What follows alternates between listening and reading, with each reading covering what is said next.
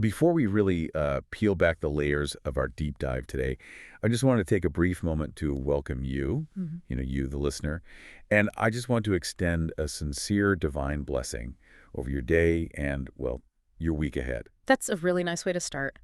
Yeah, I just think whatever challenges you're walking into right now, may you find peace, profound clarity, and just a truly blessed week. Absolutely. It's always beneficial to begin with, a sense of grounding. And grounding, funnily enough, is actually the perfect theme for what we're about to unpack today. It really is because, okay, imagine someone hands you a massive, dusty spreadsheet. Right?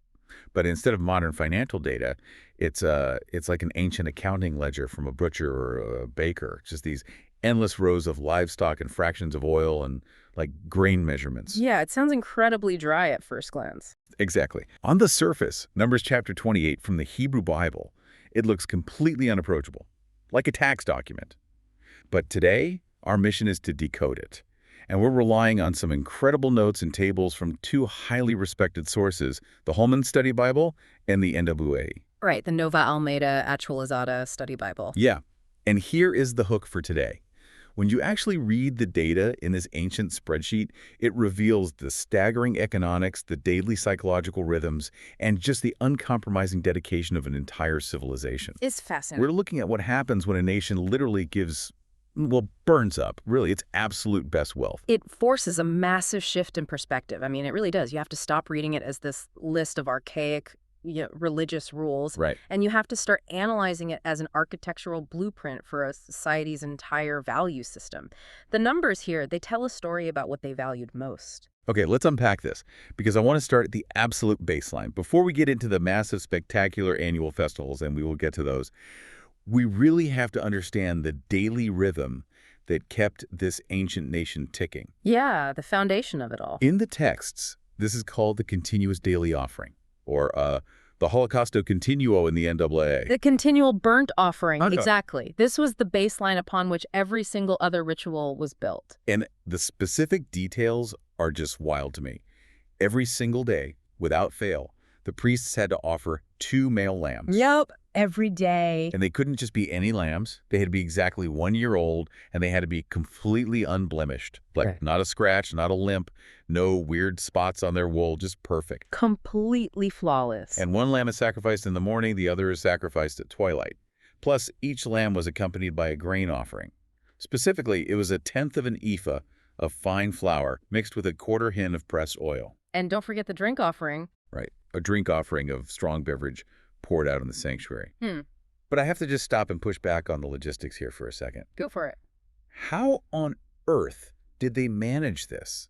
I mean, sourcing 2 flawless lambs every single day, that's, what, 730 perfect animals a year? At least, yeah. How did an ancient, developing agricultural society, a society that was often wandering in a desert or fighting off famines, how did they physically manage that supply chain without missing a beat? It's a great question, and really that is the critical anthropological question here. The text doesn't explicitly outline the supply chain in this specific chapter, but historically this required an immensely sophisticated communal effort. It couldn't just be a quick run to the local market. No, not at all. This wasn't left up to chance. They eventually developed dedicated temple herds, and the tribes were required to contribute to this communal pool of resources. And those resources were specifically earmarked just for this purpose. Yeah, and the priesthood, they had specialized roles just for inspecting and securing these animals.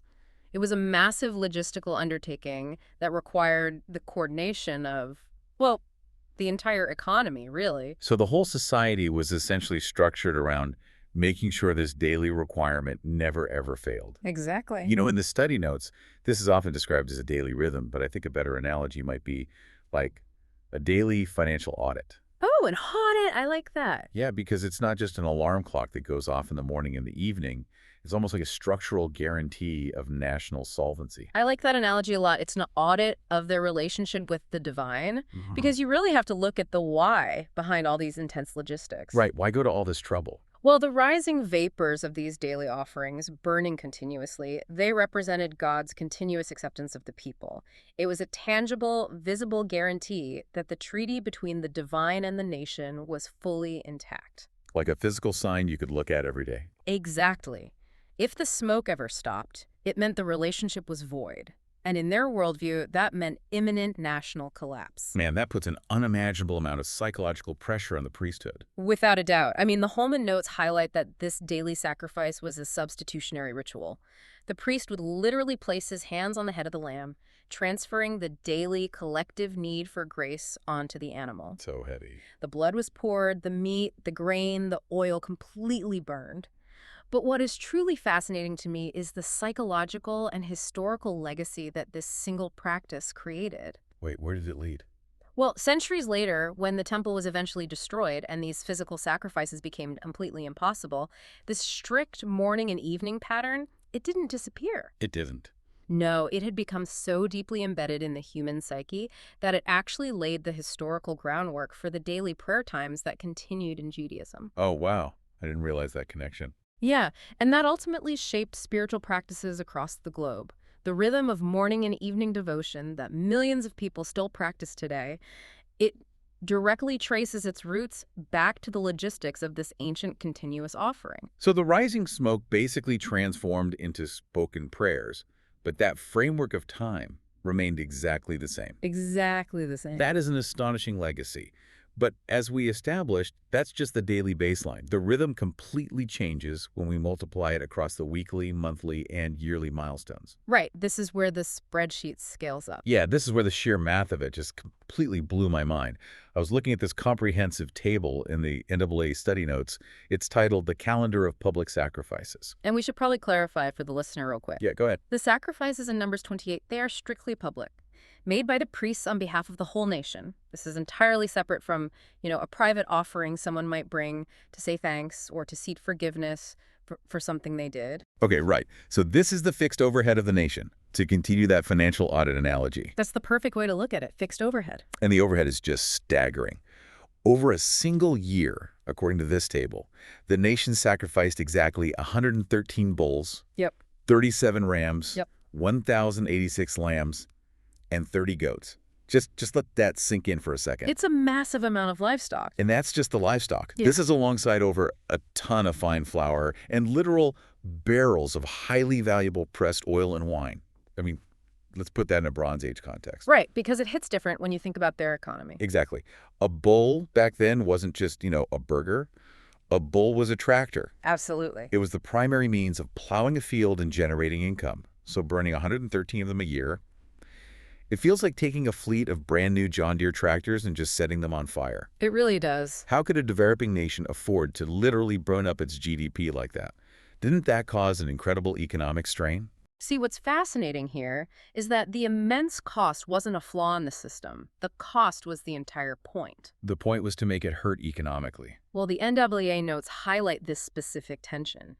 By sustaining this incredibly luxurious, resource-heavy cultic practice, Israel was making a profound, radical statement of identity. It's a statement to who? Themselves. To themselves, yes, but also to the surrounding empires. You have to remember the context of the ancient Near East. Because the surrounding empires, like Egypt or Babylon, they were doing the exact opposite, right? They just hoarded everything. Precisely. Kings built massive treasuries to consolidate power and create a buffer against disaster. In that world, wealth was security. Right. You have grain in the silo, you survive the famine. Exactly. But Israel was taking their ultimate, highest value, capital flawless livestock, pure pressed oil, the finest flour, and investing it entirely into their relationship with the divine. Wow. It was this radical economic declaration saying, we do not rely on our stockpiles, we rely entirely on the God who provides them. That completely flips traditional economic logic upside down. We always think of wealth as what you can accumulate, right? What you can protect in a bank. Yep. But they viewed their wealth as what they were capable of offering. But clearly, they couldn't just burn 100 bulls whenever they felt like it. The resources were immense, so they had to decide exactly when to spend them. Which is exactly what dictates the calendar we're looking at. Right, the calendar of holy days. It was an escalating calendar, basically a hierarchy of holiness, where the time itself dictated the volume of the sacrifice. Okay, let's walk through that hierarchy. Taking a step up from the daily rhythm, you hit the Sabbaths. Right, the weekly marker. On the Sabbath, the daily offering was exactly doubled. So 2 extra lambs, extra flour, extra drink. What strikes me here is the contrast, honestly. How do you mean? Well, for the regular nation, the Sabbath was a day of absolute rest, like no commercial work whatsoever. But for the priests, it was a day of double duty. Yeah. The priests were working twice as hard to facilitate the rest of the nation. It's a powerful dynamic. And then you step up again to the new moons, which mark the start of the lunar month. And the requirements take a massive jump here. To mark the new month, they offered 2 young bulls, 1 ram, 7 lambs, plus a goat for a sin offering. It's a huge spike in the data. Yeah, we go from 2 lambs a day to a sudden, massive influx of livestock. Well, the Holman notes mention these were days of consecration. They were turning the beginning of every single month into a ritual where the whole nation essentially paid homage to God as the creator of time. Creator of time, I like that. Yeah, the sustainer of nature and time itself. Then you have Passover and the Festival of Unleavened Bread. That starts on the 14th day of the first month. They ate unleavened bread for 7 days, and the daily public sacrifices during that week mirrored those massive new moon numbers. Every single day for a week. Yeah. Plus, the 1st and 7th days were what the text calls holy convocations. Absolutely no regular servile work could be done. And the unleavened bread itself, as the notes remind us, was the bread of affliction. It was this visceral, physical reminder of the haste of their liberation from slavery in Egypt. It was their history made edible. That's exactly it. But, zooming in on all of this, what really caught my eye in the text isn't just the sheer volume of animals, it's the incredibly precise recipes attached to them. Ah, the measurements. Yeah, the text dictates exact measurements of flour and oil. It says, 1/10 of an ephah for a lamb, 2/10 for a ram, 3/10 for a bull. It's very specific. It is. And for context, an ephah is roughly a bushel, so 1/10 of an ephah is about 2 quarts of fine flour. And the oil was measured in fractions of a hin, which is about a gallon, so a quarter hin is roughly a quart of oil. Right. My initial hypothesis when reading this was that it just had to be an ancient form of strict rationing, like a rule saying, hey, don't use too much of the national reserve on one bull. Sure, that makes sense. Is there a deeper reason for this strict, unbending recipe? I mean, why not just estimate it? Was it just resource management? It's a logical assumption from an economic standpoint, for sure. But the text reveals it was actually entirely theological. Really? Yeah, it comes back to a specific phrase used repeatedly in the text, which both sets of study notes highlight. It's an aroma agravil. A pleasing aroma. Exactly, a pleasing aroma. The study notes describe this as an effect that calms divine wrath and brings pleasure to God. The rigid precision wasn't about rationing flour, it was about the demand for perfect order. Oh, I see. So they're actively avoiding chaos in the ritual. It reflects this deeply held ancient belief that one cannot approach the divine haphazardly. You can't just stumble into the presence of the creator of the universe and eyeball your offering. Right, like, yeah, that looks like enough flour. Let's just toss it in. Exactly. It requires absolute intention and absolute obedience. The strict fractions force the priest to be entirely present and mindful of exactly what they are doing in that specific moment. That actually makes perfect sense. I mean, if I'm baking a cake and I just guess on the baking powder, I'm going to completely ruin the chemistry of the cake, right? Oh, yeah, it would be a disaster. But if I carefully measure every single gram, I'm showing care for the process. And really, I'm showing reverence for the people who are going to eat it.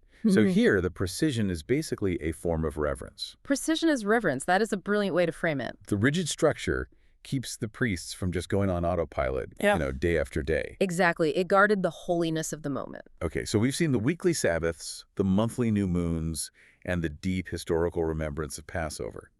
But this chapter, Numbers 28, it culminates in a festival that directly ties their very physical agricultural survival to this spiritual devotion. It's a festival of weeks. Also known as the Day of First Fruits, right? The text states that this occurred exactly 7 weeks after Passover. Right. And it was another holy convocation where the people brought brand new grain offerings from their harvest to God. And this was accompanied by those massive new moon-style animal sacrifices.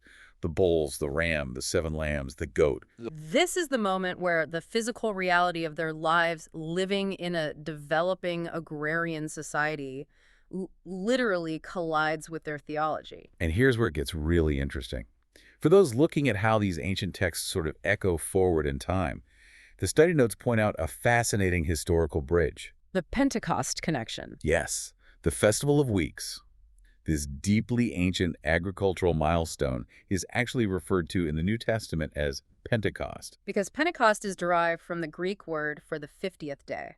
50 days, which is 7 weeks plus 1 day after Passover. I just marvel at how an ancient agricultural event, a day that was literally designed to celebrate the very first wheat harvest, provides the exact historical and calendar foundation for one of the major theological events in the later Christian tradition. It's amazing. The layers of history built on top of this one harvest day are just incredible. And if we connect this to the bigger picture, it really explains the ultimate so what of this entire chapter.